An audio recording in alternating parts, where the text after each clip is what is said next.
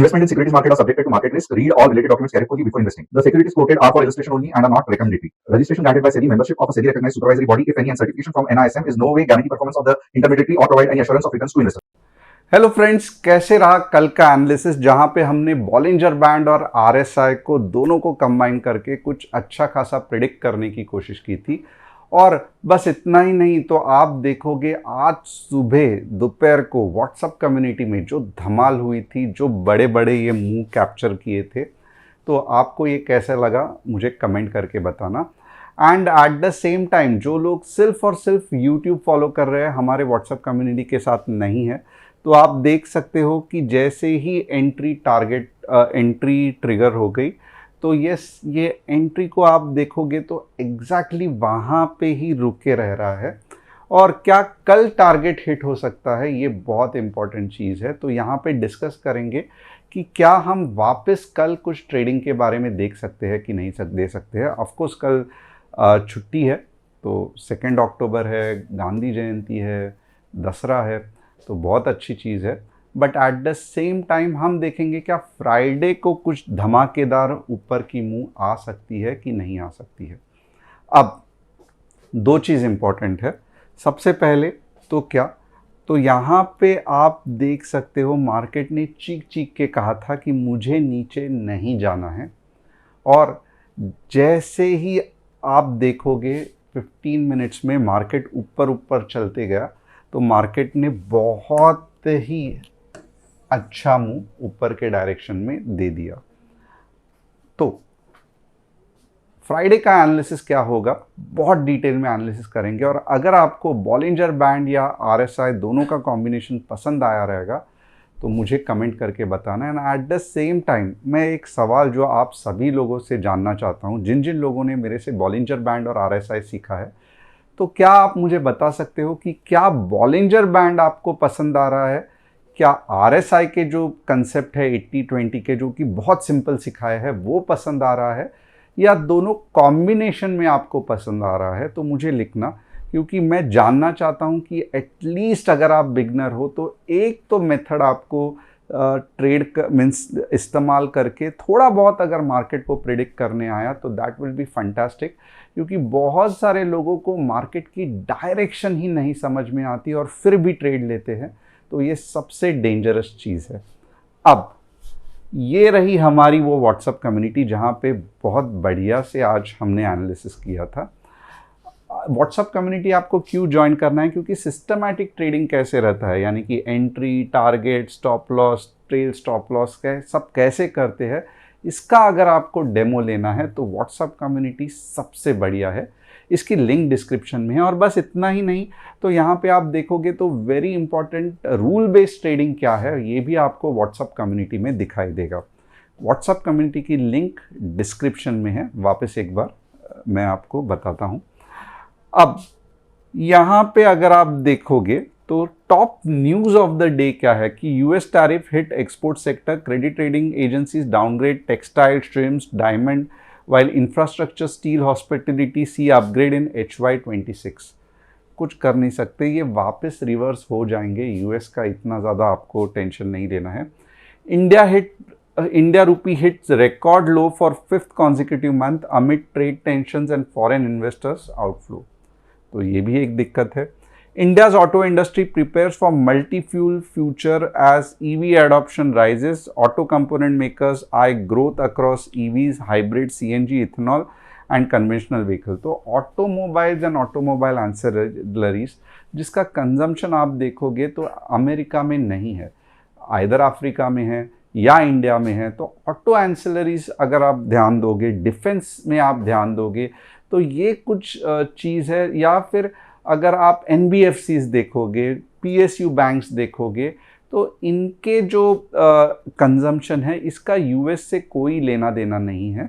तो कुछ समय के लिए आपको IT से दूर रहना है, कुछ समय के लिए आपको टेक्सटाइल, श्रिम्स जो कि खास करके जो यूएस में इंपोर्ट करते हैं उनसे दूर रहना है। स्टील अगर कुछ यूएस में कोई कंपनी इंपोर्ट कर रही है, तो फार्मास्यूटिकल्स अगर यूएस के टैरिफ से कुछ गड़बड़ हो सकता है तो उनसे दूर रहना है। बट जो डोमेस्टिक कंजम्पशन वाली कंपनी है आप डेफिनेटली उसके बारे में देख सकते हो, क्योंकि उनका बिजनेस स्टेबल रहने के चांसेस है। अब आइए देखते हैं, सबसे पहले वापस हम निफ्टी का एनालिसिस करेंगे। बॉलिंजर बैंड लगाया और इसके साथ मैंने क्या किया, तो मैंने RSI भी टच किया, तो चलो RSI लगा दिया। अब आइए देखते हैं कि क्या हमें मार्केट बता रहा है। तो सबसे पहले जहां पे हमने स्टोरी छोड़ दी थी उसी स्टोरी पे आएंगे। अब एक चीज मार्केट ने पक्का कह दी है यहां पे कि बड़ी मूव तभी ही आएगी 400-500 पॉइंट वाली जब मार्केट 24,570 के नीचे जाएगा। ये नंबर याद रखना, 24,570 के अगर नीचे मार्केट चला गया तो बहुत बड़ा मूव 400-500 पॉइंट का 24K तक जा सकता है। तो आप बोलोगे आप ऐसा क्यों कह रहे हो, तो यहाँ पे एक पैटर्न जो है, जो कल भी मैंने कहा था, देखो नहीं टच कर रहा है, नहीं टच कर रहा है बॉलिंजर बैंड को। तो ये स्ट्रेंथ है, बहुत सारे लोग इसको समझ नहीं पाते हैं, बट ये पहली ऐसी चीज़ है जहाँ पे मार्केट अपना स्ट्रेंथ दिखा रहा है और बिना लोअर बॉलिंजर बैंड के टच किए नीचे की रैली आ ही नहीं सकती है, ये ध्यान रखना। तो यहाँ पे पहला इंडिकेशन दिख रहा है मार्केट का कि मार्केट को जो भी हुआ बहुत हुआ, टैरिफ बहुत हुआ, सब बहुत हुआ, अब मैं ऊपर जाना चाहता हूँ। And at the same time अगर आप ये ट्रेंड लाइन ज्वाइन करोगे तो आप देख सकते हो कि ट्रेंड लाइन का भी मार्केट को सपोर्ट है, यानी कि मार्केट हायर लोज भी क्रिएट कर रहा है, यानी कि ये वाला लो नीचे, ये वाला थोड़ा सा नीचे और ये वाला इसके ऊपर, तो हायर लोज फॉर्म हो रहे हैं मार्केट में। That is also fantastic. अब क्या यही बेसिस पे हम ट्रेड ले क्या, यानी कि अगर समझो मुझे लॉन्ग टर्म में ट्रेड लेना है तो क्या आज के कैंडल से मैं ट्रेड ले लूं? बिल्कुल भी नहीं। क्यों?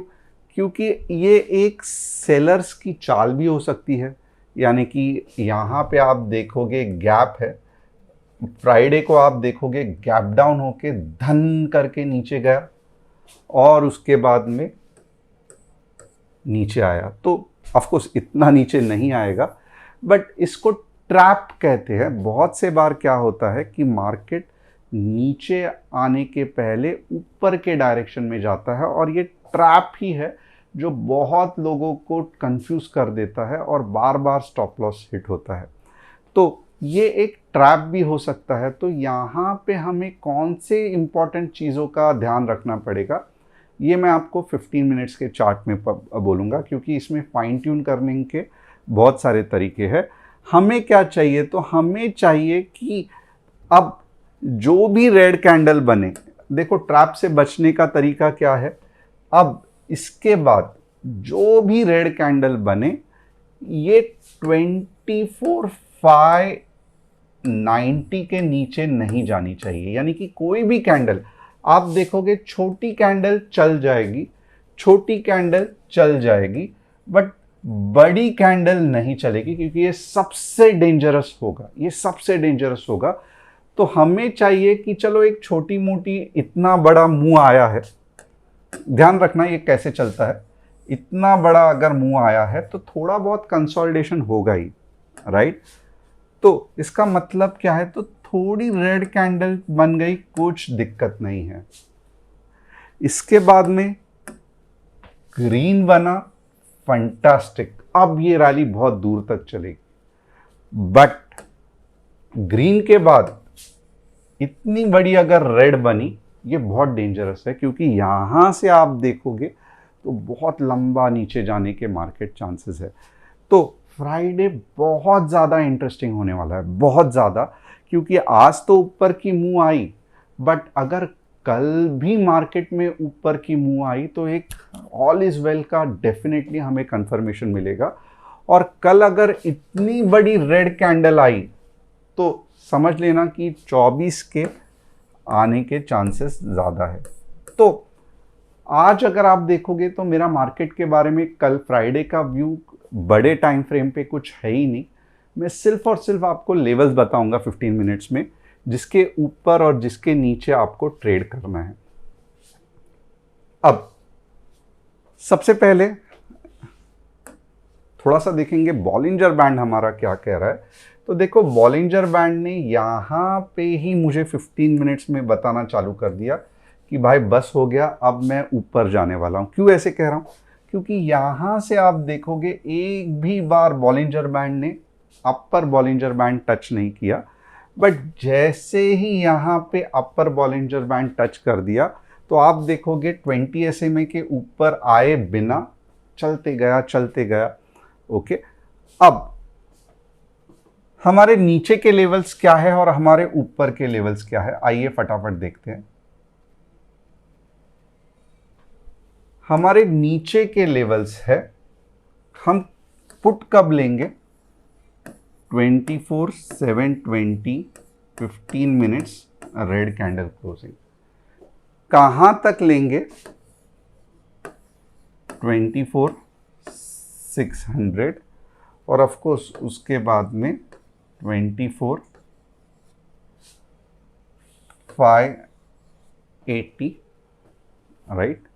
तो ये दो बहुत बढ़िया से लेवल्स होंगे और अगर ये तोड़ दिया तो 25 के तो आएगा ही आएगा, और ये एक दिन में ही हो सकता है। तो ये 3 टारगेट्स एक दिन में ही आ सकते हैं, अलग अलग दिन की ज़रूरत नहीं है, क्योंकि उतना बड़ा सेल ऑफ होगा तो ही अगले 400-500 पॉइंट नीचे मिलेंगे।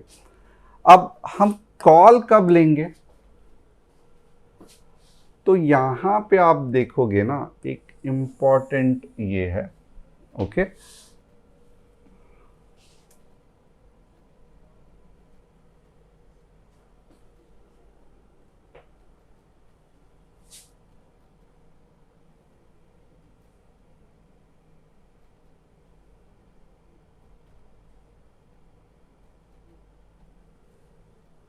थोड़ा सा रिस्की है, बट लेना, एक रिस्क लेना बनता है। 24,875 15 मिनट्स ग्रीन कैंडल क्लोजिंग कहां तक लेके जाएगा?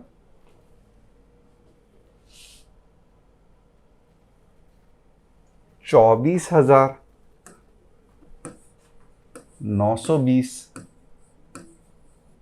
24,980। और अगर सच में आज जो बुलिशनेस आया है ये कंटिन्यू रहना है, तो ये फटाफट कल के दिन में ही आपको लेवल्स, मीन्स फ्राइडे के दिन ही आपको लेवल्स दिखाई देंगे। अब यहाँ पे देखोगे तो हार्डली कुछ चीज़ है, मीन्स इसके आप पूछोगे सर ये तो बहुत ज़्यादा हो गया, तो इसके बीच में अगर आपको ट्रेड करना है तो आपको डेफिनेटली व्हाट्सएप कम्युनिटी ज्वाइन करना पड़ेगा, क्योंकि ये बहुत ही छोटा सा एरिया है। आप खुद देख सकते हो, ये बहुत छोटा एरिया है, और इसमें अगर आपको फाइन ट्यून कर करके ट्रेड करना है तो यहाँ पे बताना मोर और लेस डिफ़िकल्ट रहेगा। तो व्हाट्सएप कम्युनिटी की लिंक डिस्क्रिप्शन में दी है। अगर आप खुद से ट्रेड करना चाहते हो तो ये है नो ट्रेड जोन, यानी कि इसके बीच में आप ट्रेड नहीं करोगे। क्यों? क्योंकि अगर इसके बीच में ट्रेड करोगे तो बहुत सारी आपको कठिनाइयाँ फेस करनी पड़ेगी। अब एक याद रखना, 875 में प्रॉपर कैंडल क्लोज होनी चाहिए, ये बहुत इंपॉर्टेंट है, इसके बिना आप नहीं ट्रेड करोगे। 875 में प्रॉपर कैंडल कुछ बड़ी इस तरीके से क्लोज होनी चाहिए, तब भी ही आप ऊपर के ट्रेड दोगे।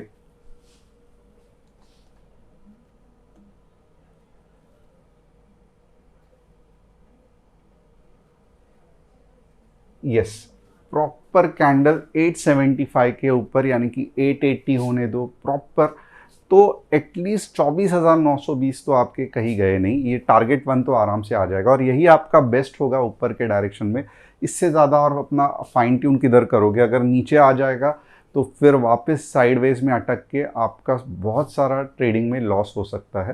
तो ये नंबर बहुत बराबर है, इसके नीचे का नंबर सही है, बीच में नो ट्रेडिंग जोन है।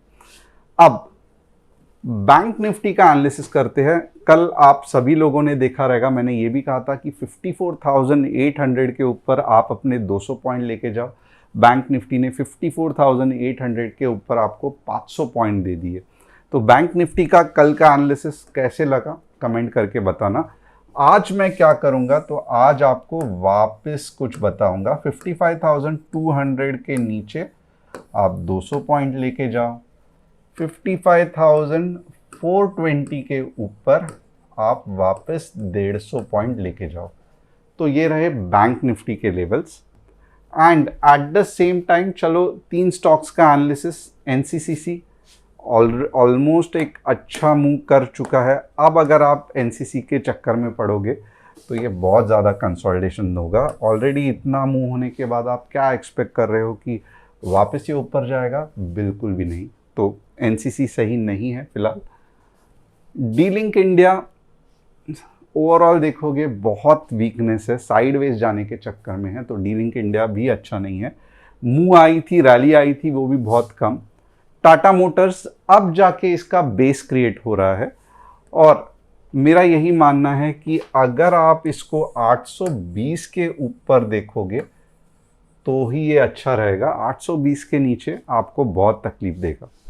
तो सबसे पहले तो आप क्या यूज़ कर रहे हो, बॉलिंजर बैंड, आरएसआई, या आप ट्रेड कैसे कर रहे हो, मुझे कमेंट करके बताना।